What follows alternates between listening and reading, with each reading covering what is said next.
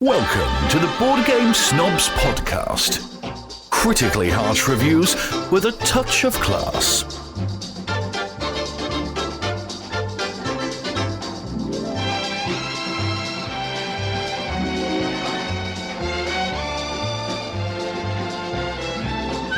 Go, Jerry. Dear listeners, we have a treat for you. We haven't interviewed anybody on this podcast since probably like our first several episodes because we kind of realized that we were, one, not good interviewers, but two, it's really hard to find a guest that stands up to our quality. Yes, they must be sophisticated, snobbish, and have a sexy radio voice. We are thrilled to have with us Mr. Dan Thurot. Was it Thurot? Throat? Dan Thurot. You should start your own. You should start your own YouTube channel and call it Throat Punch Lunch. That's a good idea. Yeah, like that hasn't been stolen from Thurot. That's Swiss French. Swish French. That's true. Yes. Swiss French. Nothing but net. Swish. I think it's French Swiss. I don't know which way you would do it. They make great watches, the Swiss. And They do. And the French make great bread. And when you put them together, you get a bread watch. If you end up eating too much bread, you end up on Weight Watchers. Just eat it. Just eat your watch when you get hungry. I don't know if our audience, I'm sure most of our audience knows who you are, Dan. But Dan, why don't you tell our audience who you are? Not as a person, but as a board game media person. My name is Dan Thurot. I am a board game media person, I suppose. Enough said. Content creator. I write a site called Space-Biff, and my work appears in a few other places. I've written articles for Dicebreaker, Ars Technica, some other places like that. Yes, you are the purveyor of Space-Biff.com. I was going to ask you about that. Where did you get the name Space-Biff? It was a placeholder. When I first set up my site, I didn't know what it was going to be for. I just wanted to write more, and I like space. Outer space video games. Nice. And I figured that when a spaceship blows up another spaceship, it's a space biff. And so that was the title of the site. I never intended to stick with it. But then by the time I got around to considering changing it, it had already become searchable. So, But I just stuck with it. if you look up Space Biff, if you Google that, it's just you. No, there is no other Space Biff. You chose wisely. Yeah, I didn't want meeple in it. Or board game. Or board game. Though no offense to the board game snobs. None taken. We're trying to get our SEO numbers up. That's how we're all about. I thought it was based on like Calvin and Hobbes, like Spaceman Spiff. Spaceman Spiff. A lot of people have thought that. And as much as I love Calvin and Hobbes, it was not originally. Okay. Or not Back to the Future related. No, I am not that Biff in space. You're not a butthead. No, I'm not a butthead. Okay. No, you would call other people buttheads. Oh, I haven't watched that. Sometimes. Space Or, butts. Space butts. why don't you make like a leaf and shut up? Yeah. Yes. That's the best. We need more power. Now, one of the reasons we wanted you on the show is that you Just are to talk about hoverboards. that, and plus you're like the only. No, you are not like. You are the only written media board game person that we like, We acknowledge. or that we even acknowledge. Like your website that does. You do your own. I don't want to call them reviews. It's like more of critiques almost of board games. I appreciate that you had an article even kind of differentiating between a review and a critique. The Gene Siskel of board gaming. Yes, pretty much. That you are the best writer of board game reviews. That sounds so niche. Like you in terms of that you're the best. You do the best written reviews in board gaming. Period. This is the part where we flatter you. Yes. I hope. So- I hope you Later, feel. I'll be comfortable and I'll spill anything.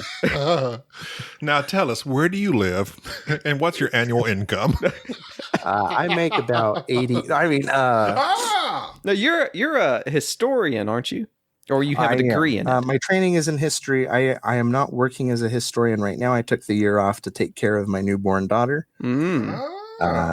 She is 8 months old and a lot of work. Does she have a historical name? Did you give her a cool name like Guinevere? Helen. We gave her So both of my daughters have they're named after video game characters. Okay, close enough. So I guess there's some history Kirby there. and Cortana. Cortana. Yeah, not Cortana. I've never played Halo. Fun facts. But our first daughter was named Kate Archer. Oh my God, that is excellent. That is, yes.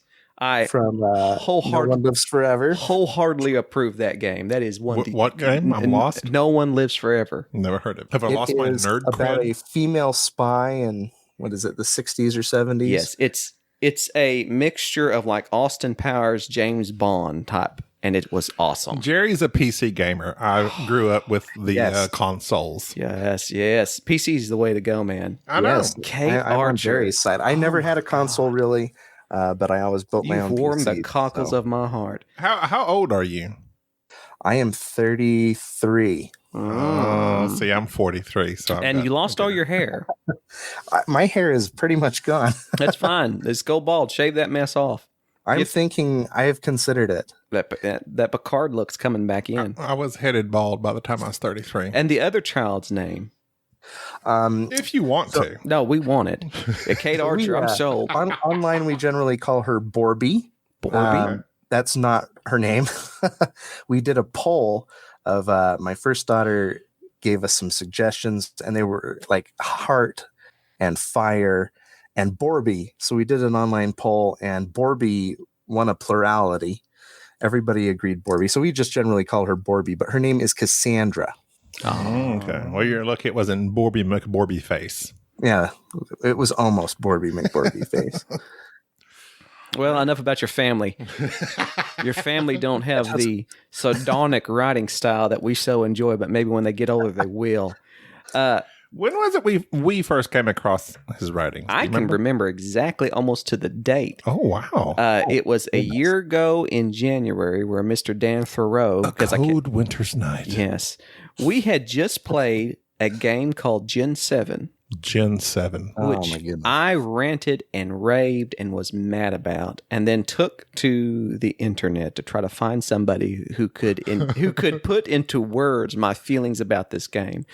And your article on Gen 7, which you entitled Gen 0, if I'm not mistaken, which I ended up calling the game that for the longest time, was posted. And I read this article, and I was telling Gabi, I said, this man right here, he says the words that are that are in my brain. And in your review, you did something that I thought was just hilarious. If you, like most people who just scroll down to the bottom of the page to look for the number rating or the final thought, you had one little paragraph that just was talking about how great Gen 7 was and how awesome as a game was. And I was reading it thinking, what in the world's going on? And then the paragraphs above it was basically saying, if you're the type of person that just scrolls down to the bottom of the review to read the final thoughts, I'm going to screw you over. A real prank. Yes. Real prankster. Yes. Space I thought, Biff. this Dan guy, I like him. He's of the same ilk as I.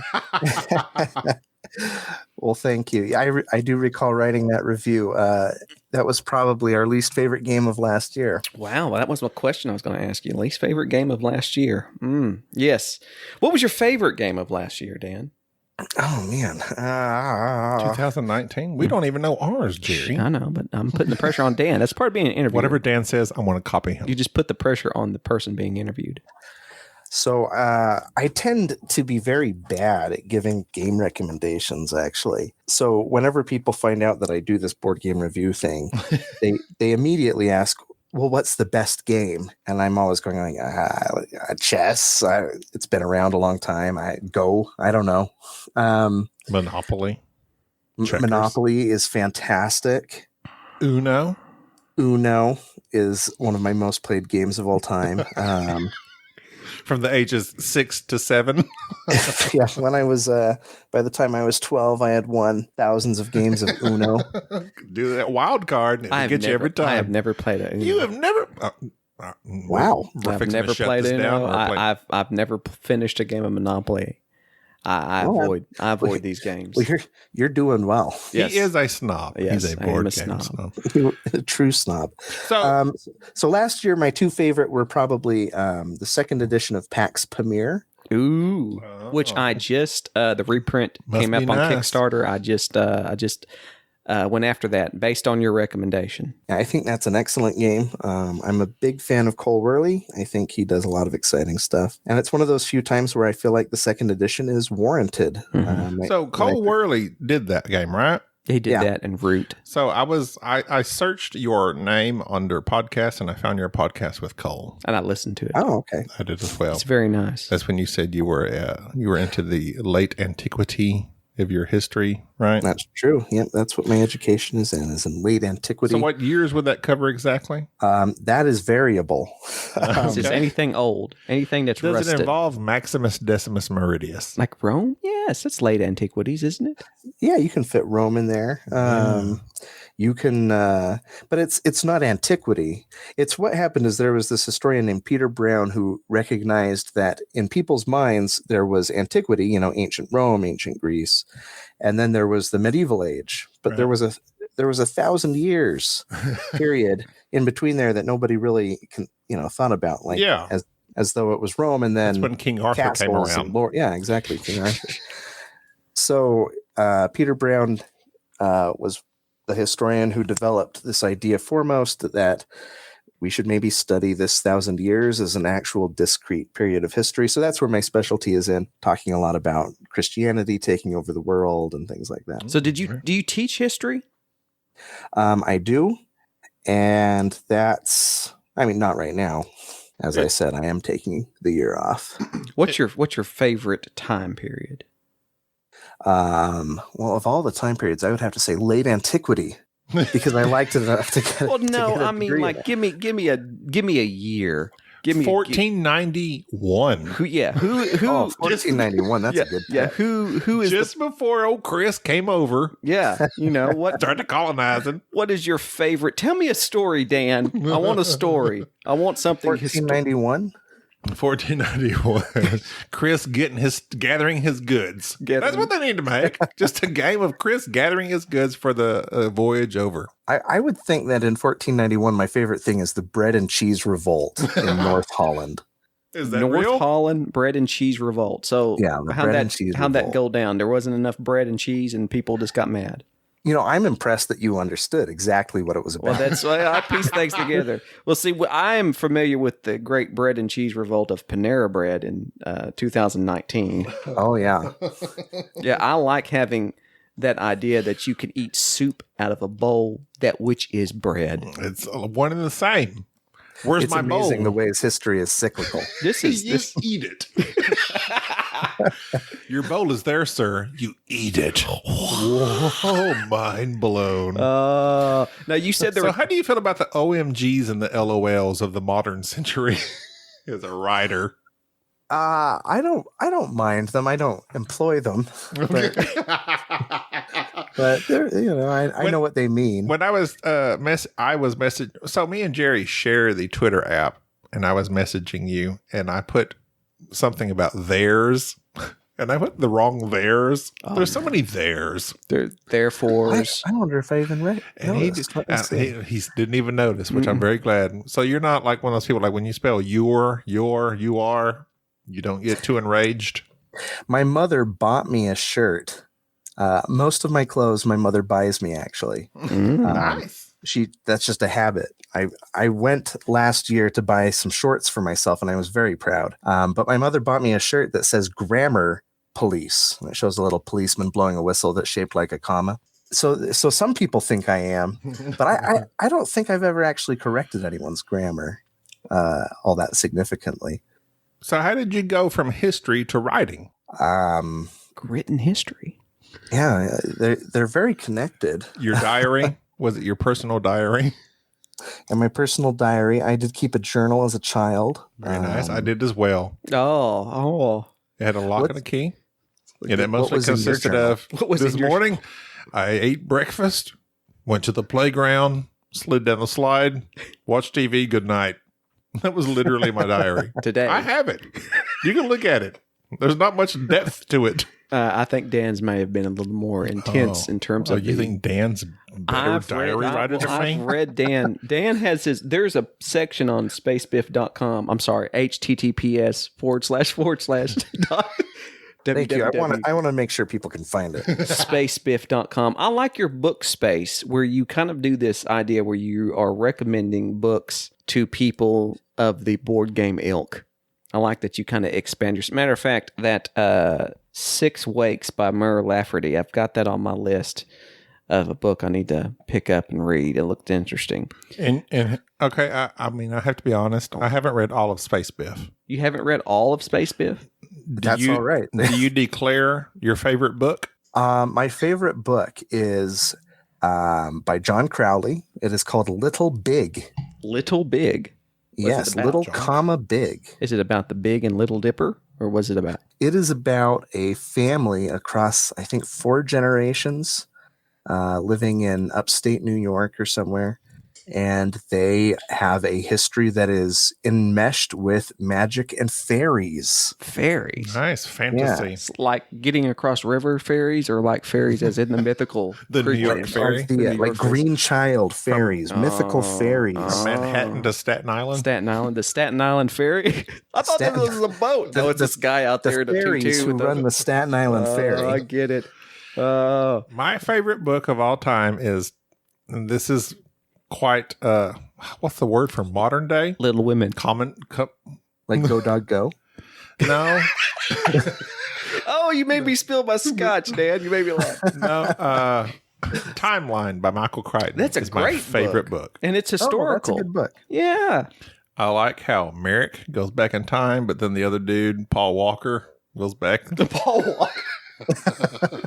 Is there really a Paul Walker in that book? Well, there's a movie, The Paul Walker. I've never seen the movie. You're not missing it. You're not missing anything. Read the book, and then watch the movie, and then pick apart the movie. It's the Fast and Furious of time travel. Oh no, it's fast. I remember I listened to that book on tape on a camping trip with my father. That is my. I don't know why. I've read it once. And I've declared it my number 1 book of all time because I've read nearly all of Michael Crichton's books except for Andromeda Strain and Great Train Robbery. Andromeda Strain is really good. My favorite book is Slaughterhouse-5.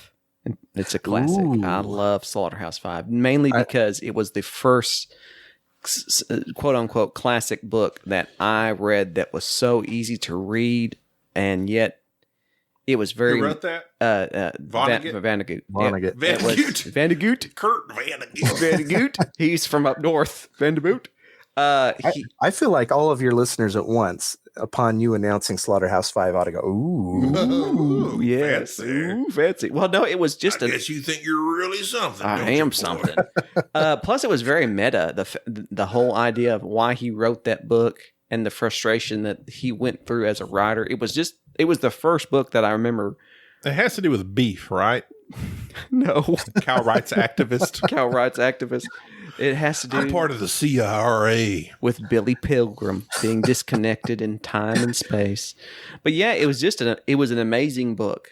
And one that after you read a book sometimes, going back to it and rereading it, there's only few that are worthwhile. Like you want to go back and each time you read it, you find out something new about it. I just forget. Sure. And Slaughterhouse-5 is one of them. Well, that means you're finding out something new every time. Every time. No matter what you read. Well, yeah. I've never read Slaughterhouse-5. Well, you need to. Or Court Varnagoot. Sounds like a space station. Sounds like someone in Star Wars. Court Vonnegut. Now you mentioned that PAX Premiere was one of your favorite games. You said, was there another one? We discuss games every now and then. This is a board game podcast. Follow us on Instagram. So that was my second favorite game of last year. My first favorite was a very small card game named Air, Land, and Sea. I love you, Dan. I've been telling people this is a great game. Gobby doesn't like Air, Land, and Sea. No, I thought it was boring. I thought it was fine until you beat me. Yes. It's all right. So I have this weird obsession. Well, what's the game? I prefer Battle Line. I have a weird obsession with Battle Line. Dan said, in a disdainful manner. It's because he's like, It's okay. I understand. I thought we were permitted to be snobs. Yeah, so you have to. I have a weird obsession with card Go games against the Reiner.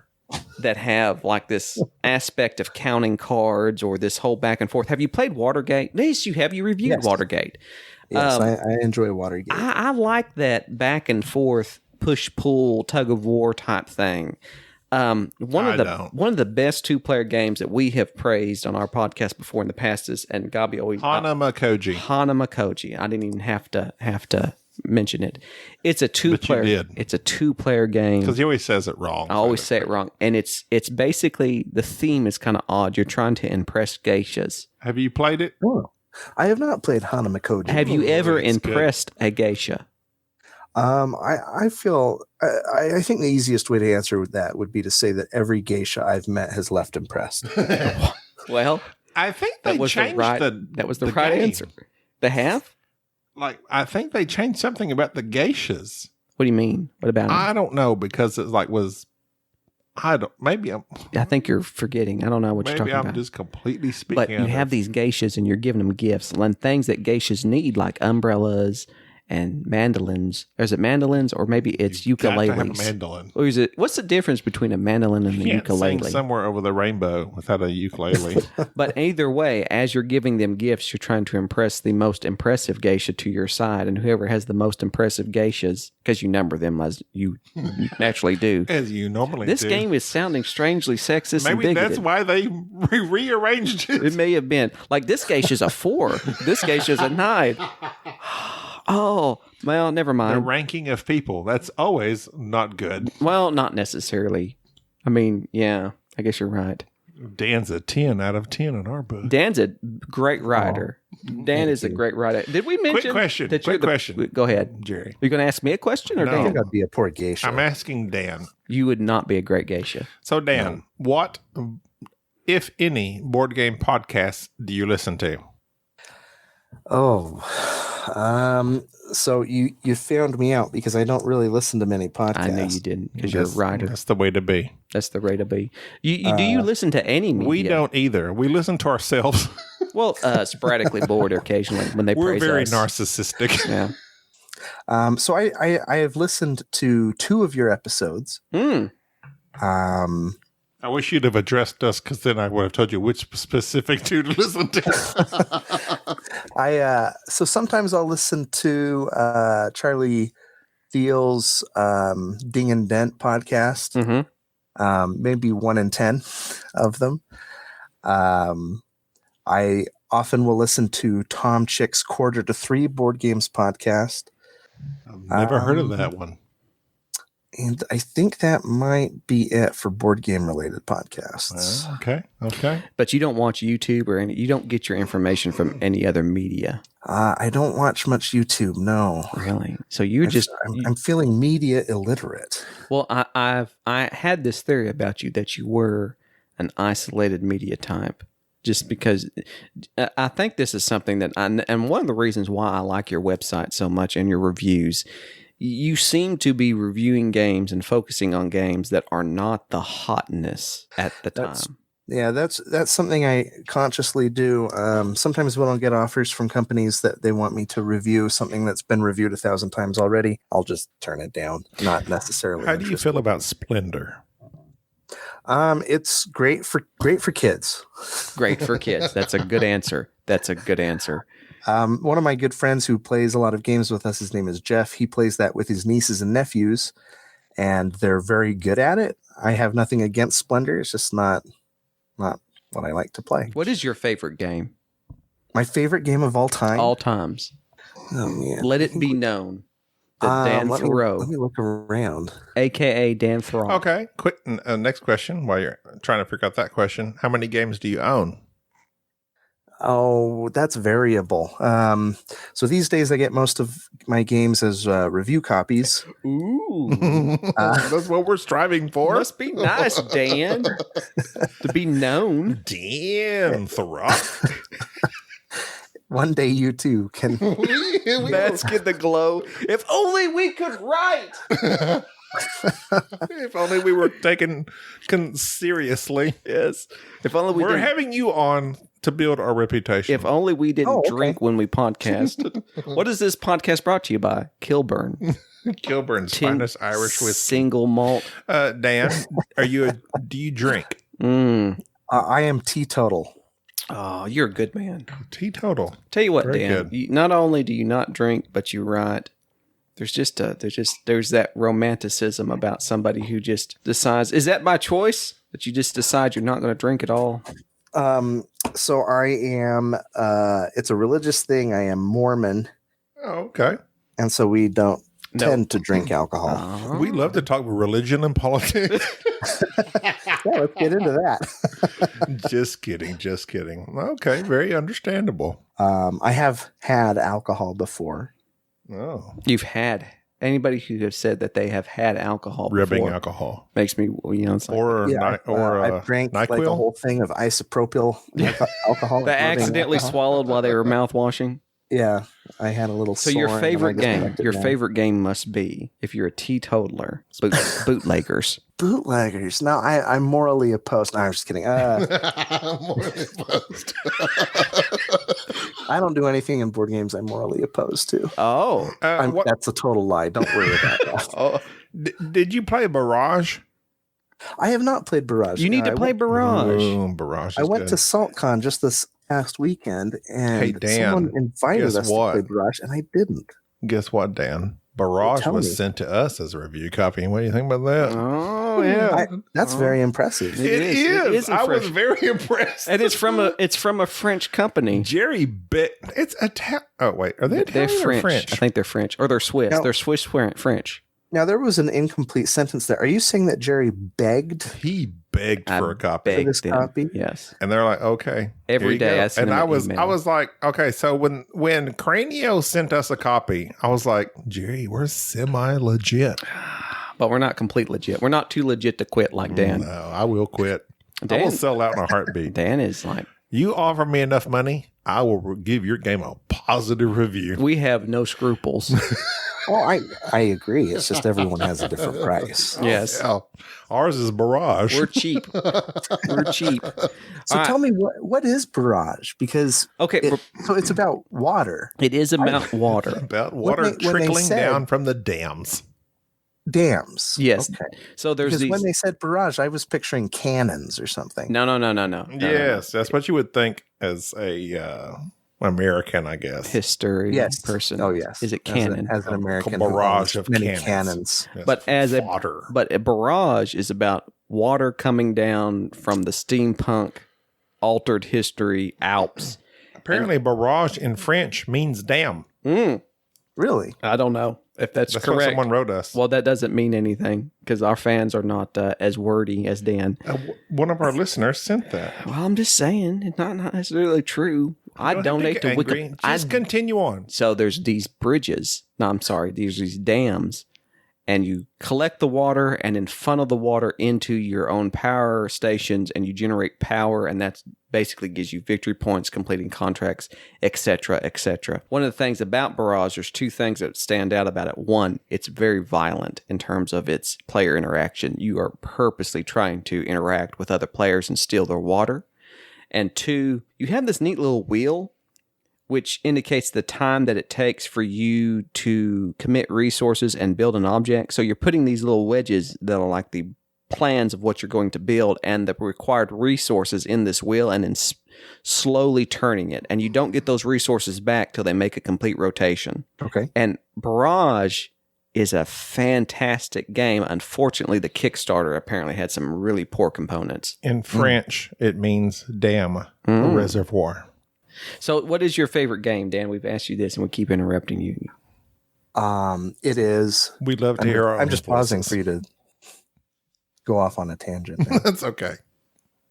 I don't know if I have one. You don't have a favorite game? My favorite game. No. Okay, top 5. No, just kidding. There's just so many. What are some good potentials? games. Okay, well then favorite genre. Worker placement, area control. I could maybe tell you my favorite game in a genre. Okay, go ahead. Like, let's see. Name a genre for me. Worker placement. War Worker games. placement. I would probably say worker placement. Oh, Neanderthal. That's just my gut. Ooh, Never heard of it. very similar to Greenland. Iceland. Okay, so Same Greenland system, is man, that's a game that I wish I had. Unfortunately, I got that in a trade, and I traded it off before ever really giving it a good chance. Is Neanderthal very similar to Greenland? Oh yes, very similar. Okay, I love that. I am just now getting into, and I'm very jealous that you interviewed Cole Worley. I'm just now getting into Cole Worley games. I have Does not. he do all the PAX games? No, not all of them. The Ucklands do. He's only done one. He's only done PAX Premier 2. What does PAX mean? PAX is like, well, the historian answer because I'm about to give an incorrect. Go ahead, Dan. Jerry's always wrong, so I'll let you answer. There's What is PAX man and Jerry. PAX woman. Mrs. Pax man. Mrs. PAX. What does PAX mean? It means peace. Oh, Well, that's simple enough. Peace Premier. So it's like the best type of peace. So PAX East means peace in the East. Peace in the East. I think so. I think that might be right. That bears out. So derivative. So the PAX games, did you play, I believe it was PAX Transhumanity? Yes, I have played a lot of PAX Did you Transhumanity. enjoy it? Yes, I think it's quite good. Okay, in terms of PAX Premier and PAX Transhumanity, which one would you say? Rank your PAX. I can do that. 6 packs. 2 packs. 2 packs Shakur. I think I could probably do that. Let's see. Oh, snap. He's going to rank stuff. He's about to rank stuff. We didn't expect for you to rank stuff. I'll do a gut. And then I want you to give a board game ranking, like 1 to 10, how you felt about it. You're putting a lot of pressure on Dan. He's a guest. Now, I did read how you kind of don't like to give games board game rankings. Yeah, but this is comparative. It's fine. I'll play along. Okay, here's my here we go. You can critique me. You can critique my critique. We can't because we haven't played any of them. I'll critique everything. Go ahead. You haven't played any of these? I would probably put the number one personal favorite as PAX Renaissance. Really? My number 2, I think, would be PAX Premier 2. Mm-hmm. Number 3 would be probably PAX Porphyriana, then PAX Premier 1, PAX Transhumanity, and then PAX Emancipation.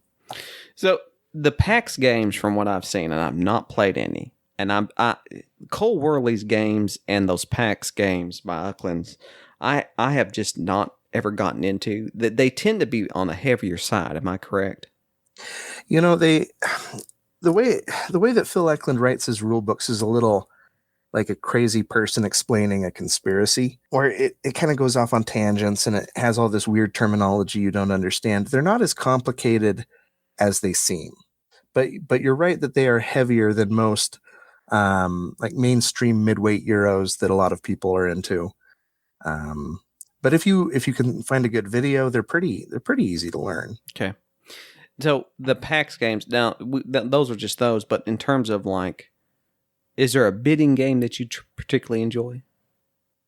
I judge people by their bidding games. Like an auction game. Oh, my other favorite worker placement, I should say, is Argent the Consortium. Have you played that? I have not gotten to play that. I've never heard of any of these games that y'all are talking about. Well, it's because I know you. All right, look. I know you sit at your job and you browse Board Game Geek. I and do search not. Deep I'm the into Argent of the nethers of board gaming. Now that's kind of like the. It's got some really psychedelic arc that's kind of like somewhat Star Wars: The Force/science type thing going on, right? I don't think so. What is that? He's like, nope. What am I thinking of? What am I thinking of then? The Star Wars Destiny. No, it's not it. I'm thinking of. Oh, I'm thinking of.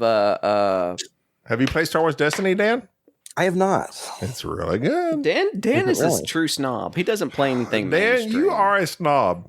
I'm a bit of a snob. Your games, like even the games you review, I'm like, I've never heard of some of these. Biogenesis, not biogenesis. What was the other one? The game of I read your.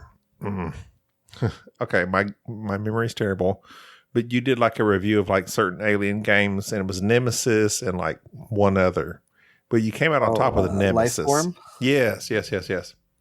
But you came out on top with Nemesis. I did. We really want to play Nemesis, but I listen to other stuff. Jerry listened to several other stuff every now and then, but like Nemesis seems complicated, Is it very fiddly? It's not actually very complicated. One of the criticisms that I've heard of it from people who have played it many times is that it's a little bit railroady, like it tends to tell kind of the same story. That was actually one of my complaints with Lifeform, is I felt like it was always pretty much exactly the same story. That hasn't been my experience with Nemesis, but it's not that complicated. The rule book makes it seem a little crazier than it is.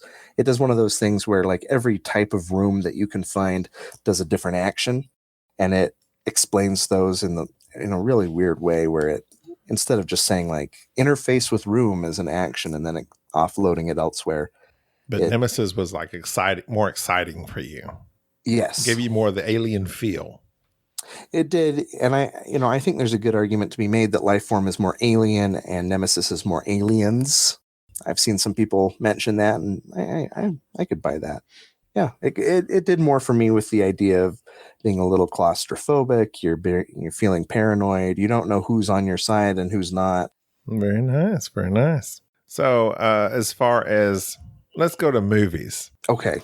What is your favorite genre movie, and does it relate to your love of history, or do you like Blade Runner as opposed to late antiquity?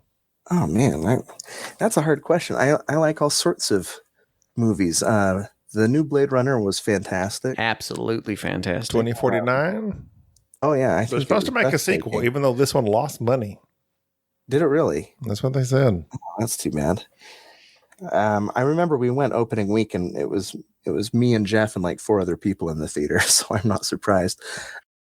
No, but my favorite movie this year was probably Jojo Rabbit. Oh, snap. Historical, but also it's very funny. I love that movie. I just watched that. Have you heard of Sporadically Bored? No. They're a British podcast, but they really like you. They're not a British podcast. Yeah, they're half British. There's another Dan named Dan Hughes. Dan Hughes. And he really likes you because he's bald and y'all have the same name. He was on This Game is Broken. That's another in the board gaming podcast world. It's a famous podcast. Okay. But Sporadically Bored. Me and Jerry we did our first interview. We're breaking into the big time. So we're very famous. They interviewed us. And it was Sporadically Bored. It's Mike DeLizio, who was on the Dice Tower. Perhaps you've heard of them. He replaced Sam Healy. Oh, okay. No, I hadn't heard of him. And you haven't heard of him or the Dice Tower? What is the Dice Tower? I'm telling you. What is the Dice Tower? Dan is going after. I know what the Dice Tower is. I haven't heard of him. I haven't watched the Dice Tower for years. I haven't either. Nor should you. I mean, they're really kind of. Well, Dan made a good point, and this was the point Dan Hughes of Sporadically Bored made, as he was on We're Not Wizards. I listen to lots of podcasts because I'm a truck driver. Therefore, I have 12 to 14 hours on the road in which I have nothing to listen to, so I need to listen to podcasts. He was saying the longer you're into board gaming, like Dice Tower, like that's a good podcast to listen to when you're first starting into board gaming, because they just start naming off all the stuff and tell their opinions of it, and you might be interested. Whereas the longer you're in board gaming, you know what you like, and once upon you know what you like, then you're kind of like searching for people with similar taste, and then like Sporadically Bored, like the first hour of their podcast, they just talk about their lives. Okay. And so like me and Jerry, it's very off-putting. Me and Jerry, we just, if you just had to listen to it, we just talk about random things and then we'll discuss a board game. But we're funny. In between.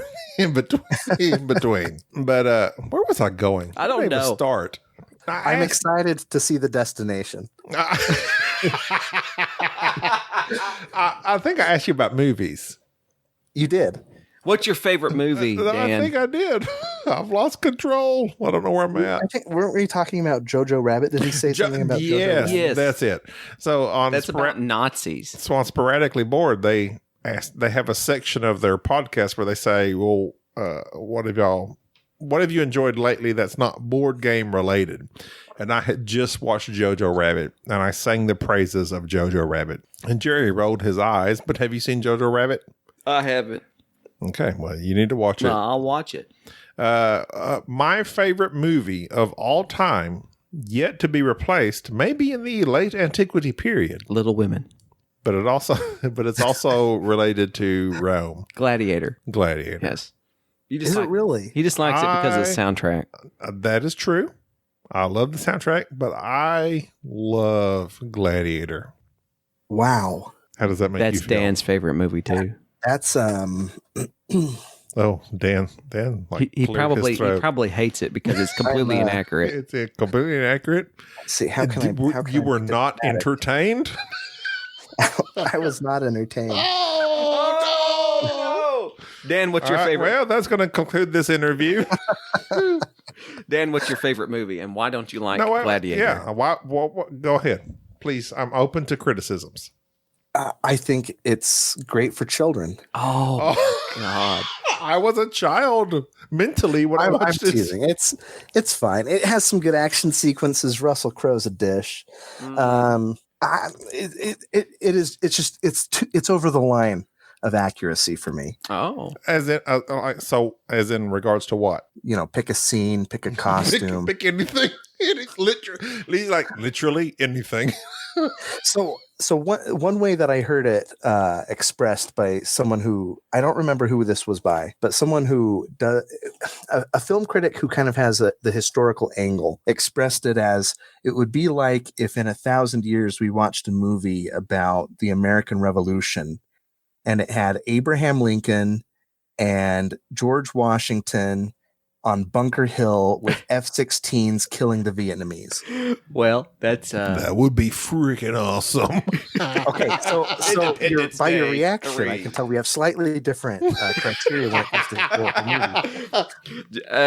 Gabi's Well, favorite. my number 2 movie of all time is Tron. So, the Fast and the Furious series is his favorite. hey. So if listen I was here, gonna- brother. If I was going to watch one of my favorite, and I know it's not necessarily historically accurate. I mean, it's close, but my father was in the military, and so all these military movies, I like Zulu and that era of I have that app. I watch lots of shows on it.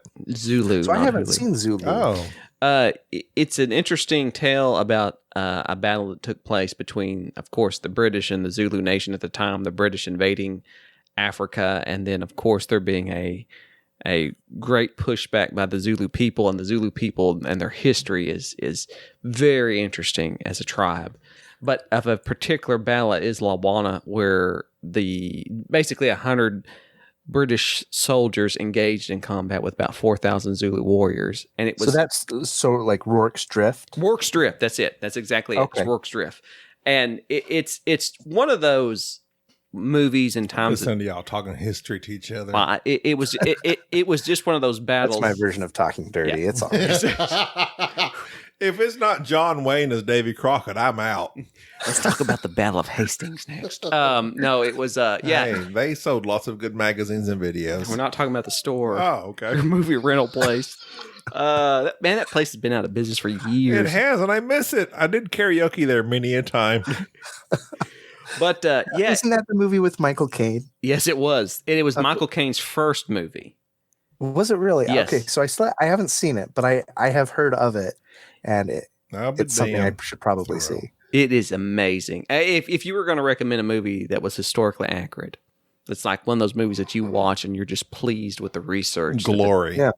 Well, that's a good one, Oh. but I don't know if that's historically I've seen accurate. Glory. Dan, what do you think about Glory? You like that one? Yeah, I love But Glory. Dan, if you were going to recommend a movie, what would it be? Ferris Bueller was great in it. Is that the right movie? Yes, That's the movie. strangely miscast. Okay. And Robin Hood Men in Tights, they're both in it. No, that was back It when was a Carrie. weird casting choice, but I liked Glory. I was surprised. Okay, so Glory was one of my mother's favorite movies of all time. Really? And I'm a mama's boy. James Horner, I bought the soundtrack. Oh, James Horner's soundtrack. And I would play that rascal as I went onto the football field. You didn't go on no football And field. played You were the towel boy. Tag team football. I used to be very athletic when I was young. Nowadays, not so much. Do you ever play dodgeball, Dan? I have played dodgeball. I haven't for decades. Nor should you. It's a brutal sport of I'm too easy of a target. yeah. Dan, a historical movie. Don't let Gabi interrupt you. Historical movie. What I'll would cut you myself recommend? off. What would you recommend? Oh, a historical movie. Spartacus. I love Spartacus. The TV series or the film? The film. The film. Kirk Douglas. Have you seen the TV series? I have not. No, sir. Okay. I know the game's getting a reprint. Oh, is it really? Yes. It's a good game. The TV series is indeed a trashy delight. Don't tell my parents. A trashy delight. I'm going to use that. As is Fast and Furious. How do you feel about Fast and Furious, It's Dan? not trashy delight. I like the recent Fast and Furious. Thank you movies. very much. Look there. Now I've gained some points, Jerry. I like how nowadays they're more James Bond than James Bond. Yes. Which has been pushed back, unfortunately, Oh, has it really? Yeah. due to Wasn't the that coming out corona. this month? Yes. It was due to supposed to. Corona. At first, I heard like due to corruption. due to Wow. corona. Quiet Place 2, like all the movie releases are being pushed back due to the virus. Well, I guess that makes It's sense. unfortunate. A big place in history, this virus. What's your favorite historical game? Do you play historical games like from Academy, Does he GMT? play? Are you kidding? Like he plays, yes. I know, but just because it's PAX, I'm talking about in terms of like actual timepiece Well, games. let me ask you a real question. Are you asking Dan. me a question? No, or I'm you asking Dan. I just asked Dan a question. I'm Let gonna Dan cut you answer off. my question. Dan, I'm going to ask you a real question. Answer my Okay. question first. Okay, me and Jerry, by the time this comes out, our podcast will already be out about colonialism Okay. and the impact it has on gaming and how people feel about gaming. Okay. I used to love viticulture. I still love viticulture. It's a great solo. It's a great worker placement. You play viticulture, right? I have not, Oh, he has not. What, Dan? but I not out of any prejudice. He doesn't like grapes. Okay. Or Jamie. Jaime. I like Jamie plenty. Okay, so You didn't like tapestry. viticulture was my number one for a long time. But Remember, I'm teetotal. huh? He's I'm a teetotaler. teetotaler. He Oh, does- that's right. He that's can't right. be making My wine. apologies, sir. So after this, I was like, that's a straight worker placement. You're fulfilling orders, you're doing all the stuff. But upon many, many plays, I'm like, okay, I've explored all the areas I can with viticulture. I'm kind of done with it. Yeah. Now I've moved on to Empire's Age of Discovery. So is that that's the remake of Age of Empires 3, isn't it? Correct. Yes, sir. Yes, I have played Empire's Age of Discovery. I love that game. I love Yeah, it's a good game. the worker placement, the right side of the board, the way it takes place. You go from top to bottom, Yeah. and depending on that order, it can mess you up if you have not prepared carefully. But what I have learned recently is that is a colonialism game. And What is it that brought you to that awareness? Was it all the colonialism? yes. I think it was probably in the theme of the game, in the writing of the game. I never read the book. I just started playing the game. And so then we're playing this game. I'm like, okay, I'm going to go over here. I'm going to take this conquistador. He's going to conquer your natives. Yeah. That is the theme of this game. Are you asking Dan how he feels about colonialism? How do you feel about Empire's Age of Discovery? Oh, I really liked it as a game. I remember feeling quite favorably about it. It has become my new number one. Okay. But upon Alexander Pfister releasing Maracaibo, and there's like lots of backlash against Maracaibo because of its theme. Sure. I think I've seen some whispers of that. I question my choices, and this being my new number one: theme versus mechanics. Your thoughts go. So first of all, I'm a little interested in why you pitch it that way, theme versus mechanics. So I think that's a false dichotomy. One of the things I think that game does very well actually is the way that it merges its theme and its mechanisms. It's just a beautiful game in terms of I was hoping you'd say that. Were you just hoping I would talk about colonialism? I was hoping you would talk about this. Yes. Okay, well, I can just talk about colonialism and not what I think of the game. Go ahead. So I haven't played that game in so long that I don't know if I really remember the colonial aspect. Like, how much does it represent? So, do you flip over like tiles for the natives? Pretty much, yeah. You flip over tiles. If you go over to the New World, you flip over tiles. If you have enough members from your team to defeat the natives, you win. Okay. And if you have soldiers, you get money. If you have poachers? Soldiers.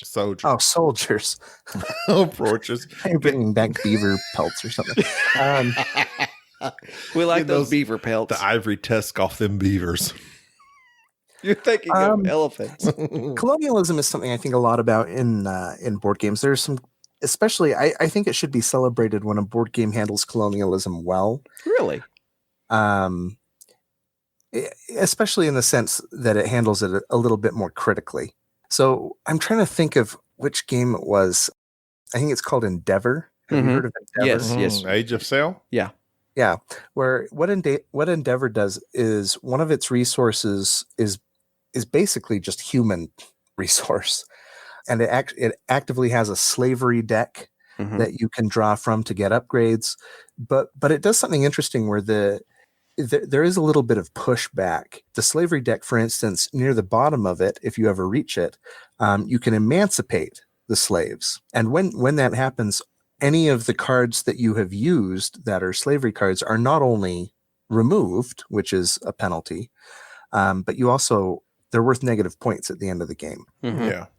And I really love that it does that, just in the sense that there's a great argument to be made that a particular European country only emancipated slaves after they had benefited from slavery. And a major factor behind emancipation was to prevent other countries from being able to catch up. So details like that, I love it when games are critical, that they actually examine colonialism. Games that are just, colonialism is awesome, I tend to be a little wary of. But I tend to not be in the camp that if you enjoy a game, I think it's fine for you to enjoy that game, even if the game has some cheesecake in it. I know there's a lot of people who will be critical of any game where there's maybe scantily clad people. I tend to be okay with, you can enjoy what you like enjoying. You don't need to necessarily feel guilty about it. But I do appreciate it when games are critical of their subject matter and when they investigate them a little more in depth. Then, I don't know why it is that German Euro games for so long were basically just colonialism games. And that's kind of the same way I feel about it, is that you're enjoying something in the privacy of your own home, that there may be some themes that may be troublesome to some, but at the same time, it's kind of a, you're looking at exactly what the designer's trying to do with that game. And I agree with you with Endeavor. I thought Endeavor was a great game, and I did like how they enjoyed that. I did enjoy how they handled that type of human resources, as you put it, in connection with the slavery deck, and how that was brought out, and how it was really every time we have played that game, that's what we've experienced. If anybody started taking those cards, everybody then drove to end slavery. It's like, well, this has become awkward. Yeah. I mean, it was. Have you played Mombasa? I have not. Oh, well, that'd be interesting. Interested to see your take on that. We like the mechanisms of Mombasa. But it's a very colonialism game by Alexander Pfister. And Maracaibo has been getting a lot of pushback from, like, no pun included, shut up and sit down. People you've never heard of. Yeah. Who are they? Who are they? I follow both of them a little bit. Was it last year that GMT was going to release a game called Race for Africa? Mm-hmm. And it was pulled because when people were looking into it, it just seemed to be glorifying colonizing Africa, and there didn't seem to be much introspection there. Right. I think that's important, and with these board games, to have some introspection for people to understand what was taking place, and for it not to be glorifying the act and not just to be openly offensive to people. But yeah, and there are multiple schools of thought in terms of how should we handle the past, and So if we separated them into two broad camps, there's sort of the camp that wants to repair history, that you shouldn't do anything that might be considered offensive from history. And then there's the camp that this is where I fall pretty significantly, that they would rather understand history. I tend to prefer historical games that have warts and all, as long as it's actually trying to examine the issue. Even if it's an incomplete examination, I think it tends to be a little more beneficial than harmful. Now, if it's a game that doesn't examine history at all, if it's just Race for Africa, how fun, then I'm a little, well, it's maybe not something I would appreciate personally. The Splendor is your number one game. Wow, is that what I'm going to be quoted on? We look for sound bites only. Just take a few gems, take a few cards, you're good to go. No worries. Exactly. Well, yeah, but I mean that's where I fall. Is I as a historian, I tend to want to understand history more than I want to repair it. I don't think there's any repairing history. It's sexist, it's racist. History is ugly. And actually, I tend to feel the more we investigate that, the more it helps us understand political moments we inhabit now, or why we're prejudiced against people. I think that understanding history in a granular way and an accurate way actually helps repair now, which I feel is way more important than repairing, the 14th century. It's dead. It's gone. It doesn't exist anymore. It doesn't require our remediation. We want to fix now. We want to be better now. So that's where I tend to fall. There are people who feel very strongly in the other direction, though. I tend to agree with you, Dan. I think that there is there's something to be said about just examining history as a whole and not trying to make it seem so sugar-coated. Not trying to make something out to be what it wasn't. Yeah, so I remember, so no pun included, they did a video review of PAX Premier 2nd Edition. And for instance, I think they took umbrage at a couple of the cards, like there's a slave market, for instance, is one of the cards. And I feel like they're well-intentioned. I think they're very talented critics. But to me, that's a little bit of the wrong direction to go with it, just because this is a game about difficult cultural dynamics. Clearly, the game is being critical of its history. It's examining how do you behave as an occupied people when three empires are fighting over your country. So I feel like something like slavery in a game like that is a fair inclusion, even if it's a bit uncomfortable, as long as it's historically accurate. Especially because the game doesn't necessarily, it's clearly not celebrating or reveling in that sort of thing. It's just, it's one of many possible behaviors, along with wiping out tribes people. And I think that you do a disservice if you exclude something of that nature from the game. It was obviously a historical, and if I'm remembering correctly, PAX Premier was like 1840s era Afghanistan. Right. Okay. 1820s. Yeah, 1820s, 1840s. It was and so when you exclude something like that, you're doing a disservice, in my opinion. But the deal is I tend to delineate between those two types of games. There are games which I play solely for the mechanics and the enjoyment, and I don't care about the history. Like it's an abstract game, or it's a game that the theme is this space, futuristic, whatever. But there are other games for which I play, such as I think of like with the 878 Vikings or things of that nature. Games that are obviously historical in nature. That this game is presenting itself to be about history. It should try to obtain everything about that historical period. And if that included slavery or something of that nature that is troublesome, then I think it's kind of a disservice just to leave it out or to gloss over it. Right. And I personally agree. To me, that's one of the big differences between Endeavor and Age of Discovery, for instance, is that Endeavor takes pains to acknowledge and write human atrocity into its game systems. And it's abstracted. You're viewing it from this very remote remove, almost as though you're a colonial authority back home who doesn't really have to deal with it. But then in the one that's Age of Empires 3 remake, what is its name again? Discovery, Age of Empires. Right. Empire's Age of Discovery. Right. In that one, it's pretty much just absent. Like a constant criticism that recurs with something like Settlers of Catan even is, well, where are the natives? And they're written out entirely. And that's in part to make it a palatable, fun game about trading and sheep and wood and building roads and cities. But the criticism of that is actually that those elements are absent and entirely unexamined. So to me, it does create a little bit of a double standard when we look at a game and criticize it for actually bothering to include those elements. It feels a little bit like you're going to be criticized either way. So you might as well include it and try to do your diligence in my way of thinking. Dan, you're far too informed and smart to be on this podcast. Oh, that's not true. This is the best thing I've done all week. That's another. So, how do you feel about terraforming Mars? The indigenous Martians. I'm really upset that it excluded the Martians. Really, and I mean, and it's not flat. Talking about the attack of Mars. That's terrible what they did to Jack Nicholson. Dan, your podcast that you're going to start up sometime later this year, we're plugging it obviously because we enjoy you and your and so do you intend to, it's just going to be you, right?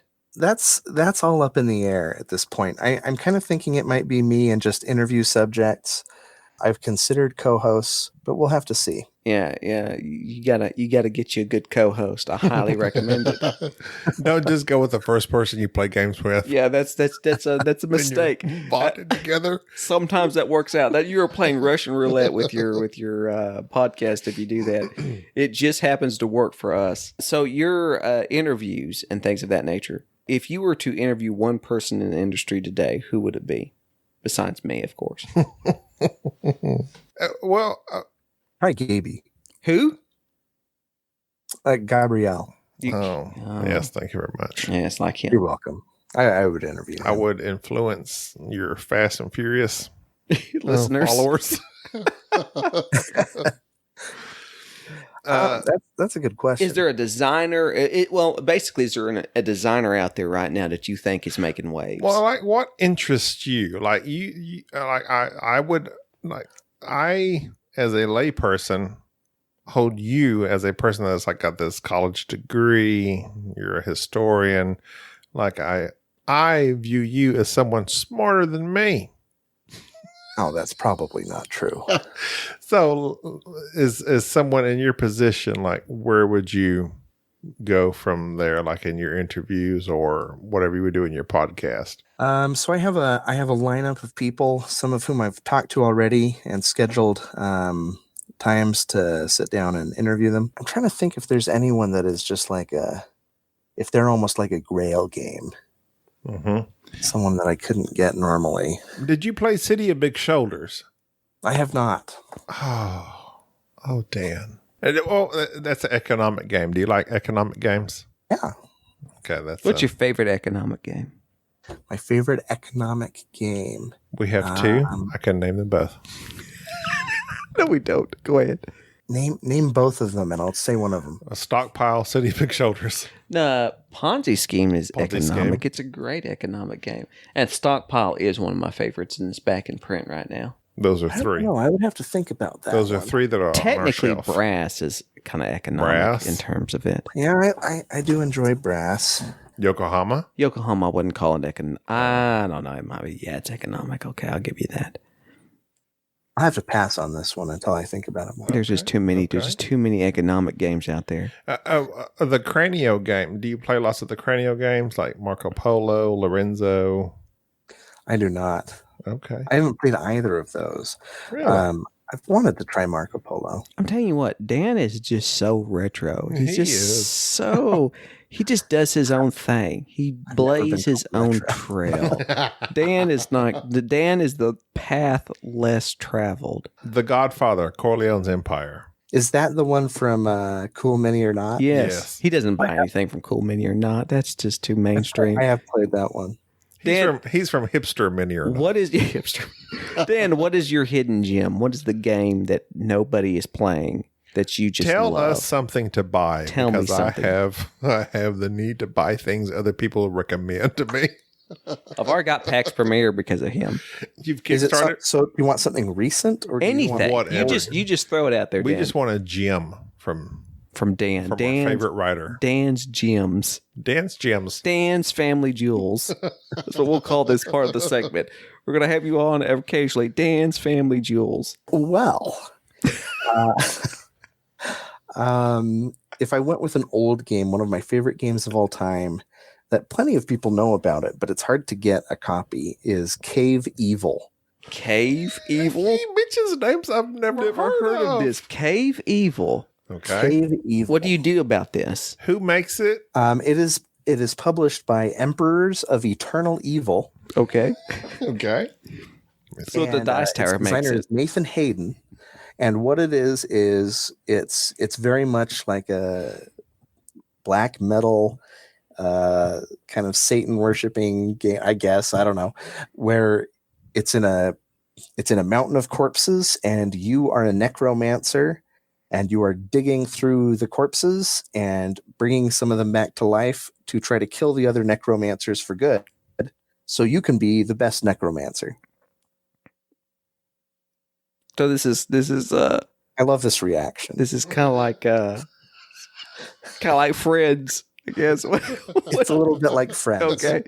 Wow. Dan, you went Evil on dark. board game. Okay. Man, I've never heard of that. I've never. With Cave Evil war cults, Oh. living dugout cities for their dead necropolises deep. A within the earth. necropolisis. That's like a dead city. That scares me just on BGG. Just the cover art I'm given scares me.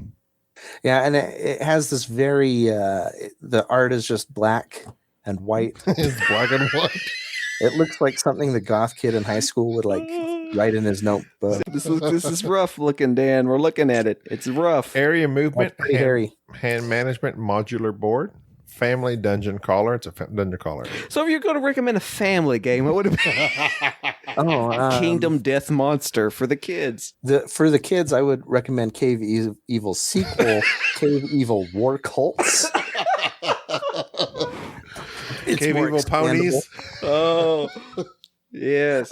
For families, I don't know how. My how old are first your Cave children? Evil. Oh, Dan, you are a unique person. Are Very your interesting. children cool with mountains of corpses? Death, Or would that unsettle them? death cults. How does your children feel So, about little Johnny, how do you feel about death cults? Because if he's into it. What music would you play on your Spotify as you play this game if you were to play it? Enya. You know, Emperors of Eternal Evil has released a soundtrack for this game. Wow. Oh. Very And you nice. can get it from their site, and I have no idea what it is, but I have some impressions. Emperors of Eternal Evil. Oh, that's awesome. That is completely Wow. awesome. E3. Dan, you have not failed to impress and Amuse. amuse And us. stun. Family games. My family likes stacking games. Men at Work is a great one. Oh yeah, I've heard about that. We haven't really. There's what was that family game that I played the other day that I really enjoyed it? It's not so much a family game, but Tiny Towns. I really enjoyed that. That was a newer one that was not as. Yeah, that's a very pleasant game. It's very pleasant, and it's one that's kind of have that low impact feel. Yeah. Dan, we're going to have you back on again because I didn't get to go down any of my questions. Unfortunately, we started enjoying this bottle of scotch, and next thing we know, we're talking about Emperors of Evil and dead people and Well, you colonialism. start taking your clothes off I'm if you sorry. drink that first glass. It happens. It happens. But Dan, like I said, you're our favorite writer in terms of board game media. Who's your second favorite writer? My second favorite writer? I don't really read any other media that's written. Like, I don't watch YouTube videos hardly, except for like watch it played videos for learning how to play board games. And I don't listen to many other podcasts rather than just, sporadically bored when they're talking about us or when we're on it. So like I'm kind of like Dan. I don't listen to anybody but myself. I enjoy myself. And so I don't even listen to myself though. yeah, you just read yourself. Do you find deep joy from when you read one of your articles and you just know? That was a banger one I This wrote. is banger. Is that a word? That was I'm afraid to answer this question. Oh yes. You can be self-congratulating. This sounds a little too snobby. So sometimes when I am writing an article and I want to reference a game, I will go back and read the review that I'm linking. just to see how it would sound to the layman. To see how I felt and kind of refresh myself on what the game was about. And it sometimes I think I was an idiot, but sometimes it is nice to go back and read something you wrote and go, wow, I nailed it. Nailed it. I feel good about bro. that. What's your best review in your mind? Is there a review that you just pop up on your website? Do you think this is the one? This is the one I'm most proud of. It's always the most recent one. No. Indeed. If only because I'm relieved it's over. Well, so you don't like Gladiator. What is your favorite historical movie then? Oh, there are quite a few. So last year, I really liked Death of Stalin. I've been wanting to watch that, but that's like a comedy type, isn't it? It is a comedy, Okay, but it's about history. yeah, It's not totally accurate. Interesting. But History is funny. history. Let's see, accurate movies. Growing up, one I would watch with my father quite often was We Were Soldiers, which I think is was Mel Gibson. fairly, Mel Gibson. Yeah, that was kind of.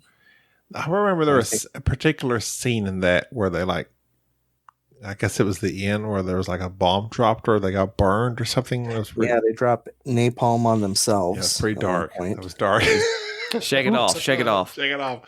Okay, I remember that one. I remember that. I watched that in the theater, and I was scarred by that one.